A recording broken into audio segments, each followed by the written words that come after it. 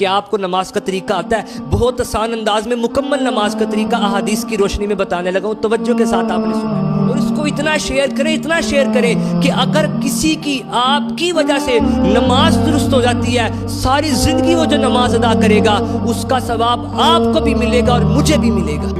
یاد رہے کہ جب بھی آپ نماز پڑھنے لگے، آپ کا جسم، آپ کے کپڑے اور جس جگہ آپ نماز ادا کر رہے ہیں، یہ تینوں چیزیں پاک ہونی چاہیے۔ آپ کا ستر چھپا ہوا ہو، آپ کا چہرہ قبلے کی طرف ہو، جو نماز آپ ادا کر رہے ہیں اس نماز کا وقت شروع ہو چکا ہو، اور جب بھی نماز ادا کریں اس نماز کی نیت آپ نے کرنی ہے۔ مثال کے طور پہ آپ نماز ظہر کی 4 رکعت فرض ادا کر رہے ہیں، تو آپ کے دل میں یہ پکا ارادہ ہونا چاہیے کہ میں ظہر کی 4 رکعت فرض نماز ادا کر رہا ہوں۔ اگر دل میں بھی نیت ہوگی کافی ہے، لیکن اگر زبان سے کہیں گے تو یہ بہتر ہے۔ ہاتھوں کو کانوں کی لو تک لائیں اور اللہ اکبر کہتے ہوئے ناف کے نیچے اس کو اس طرح باندھنا ہے کہ سیدھے ہاتھ کی ہتھیلی والی سائڈ الٹے ہاتھ کی کلائی کے سرے پر رکھیں اور ناف کے نیچے باندھیں۔ پھر آپ نے ثنا پڑھنی ہے، سبحانک اللہم وبحمدک وتبارک اسمک وتعالی جدک ولا الہ غیرک، اعوذ باللہ من الشیطان الرجیم، بسم اللہ الرحمن الرحیم۔ اب سورہ فاتحہ پڑھنی ہے۔ کئی لوگ غلطیاں کر رہے ہوتے ہیں، توجہ کے ساتھ آپ نے سننا ہے۔ الحمدللہ رب العالمین الرحمن الرحیم مالک یوم الدین ایاک نعبد و ایاک نستعین اہدنا الصراط المستقیم صراط الذین انعمت علیہم غیر المغضوب علیہم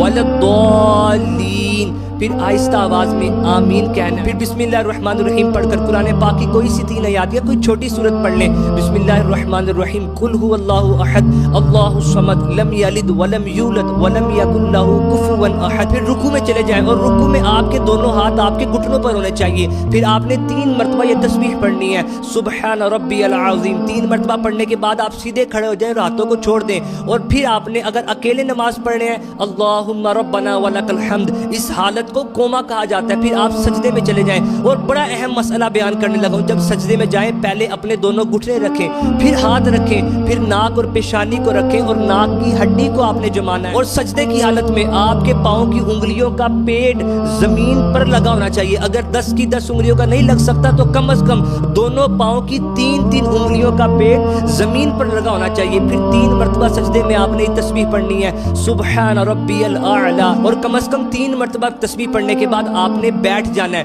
دونوں سجدوں کے درمیان بیٹھنے کو جلسہ کہا جاتا ہے۔ سیدھا قدم آپ کا کھڑا اور الٹے قدم پر آپ نے بیٹھنا ہے، اور 1 مرتبہ سبحان اللہ کہنے کی مقدار آپ نے اسی طرح بیٹھے رہنا ہے۔ پھر دوسرا سجدہ کرنا ہے، پھر سیدھا کھڑا ہو جانا ہے، دوسری رکعت آپ نے ادا کرنی ہے۔ جب آپ دونوں سجدے کر لیں گے پھر آپ نے بیٹھنا ہے، اور آپ نے التحیات للہ والصلوات والطیبات السلام علیکہ ایھا النبی ورحمۃ اللہ وبرکاتہ، السلام علینا وعلی عباد اللہ الصالحین، اشہد ان لا، اور جو ہی آپ نے لا پر پہنچنا ہے تو آپ نے انگلی کو اٹھا دینا۔ طریقہ کر کے ہے اشہد ان لا الہ الا اللہ، دونوں انگلیاں ہتھیلی کے ساتھ ملی ہو، درمیان والی اور انگوٹھے کو اس طرح ملا لینا ہے، اور کلمے کی انگلی آپ نے اٹھانی ہے، اشہد ان لا الہ الا اللہ۔ پھر آپ نے آگے پڑھنا ہے اشہد ان لا الہ الا اللہ واشہد ان محمدا عبدہ ورسولہ۔